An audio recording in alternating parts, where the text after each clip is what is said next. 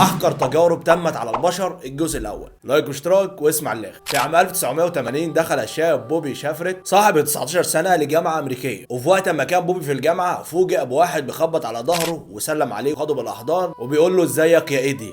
ايدي مين يا عم؟ انا اسمي بوبي. ومن كلام الشاب اللي بيكلمه ده اتضح ان كان في واحد نسخه طبق الاصل من بوبي في الجامعه في السنه اللي قبلها، وفجاه مشي من الجامعه واختفى. هنا الفضول خد بوبي وقرر يعرف مين الشخص اللي شبهه ده. المهم تواصل برقمه ورن عليه عشان يقابله، وبالفعل اتقابلوا، وبعد ما اتكلموا مع بعض شويه تاكدوا ان هم كانوا متربيين في دار ايتام وانهم توأم بالفعل، بس كل واحد منهم اسره خدته واتبنته. وبعدها على طول في واحد رن عليهم اسمه ديفيد وقال لهم انا شفت صورتكم في الجرنان وبقول لكم ان انتوا الاثنين نسخه طبق الاصل مني. واتضح انهم مش 2 توأم بس، بل 3 توأم كانوا مع بعض في نفس دار الايتام. واتضح كمان ان فصلهم عن بعض مش مجرد صدفه، وان ال3 توأم دول كانوا متربيين في دار ايتام واحده وتم فصلهم بشكل مقصود علشان يعملوا عليهم تجربه علميه بموافقه الدار وبتمويل من المعهد الوطني الامريكي للمصحه العقليه. والاطباء اللي كانوا مسؤولين عن التجربه دي هو الدكتور بيتر نيباور والدكتور فيور اربيرو، وكان الهدف منها هو دراسه التطور العقلي لل3 التوأم بعد فصلهم وتبنيهم من 3 اسر مختلفه مع اختلاف المستوى التعليمي والاجتماعي والمادي. اما بقى عن نتيجه التجربه، لك ان تتخيل ان لحد دلوقتي مفيش حد يقدر يوصل لنتائج الدراسه دي، لان الدراسه دي محفوظه ومؤرشفه في جامعه ييل الامريكيه، وغير مسموح بالكشف عنها لاي شخص قبل عام 2066. صلوا على النبي واعمل لايك واشتراك واستنى الاجزاء اللي جايه. سلام.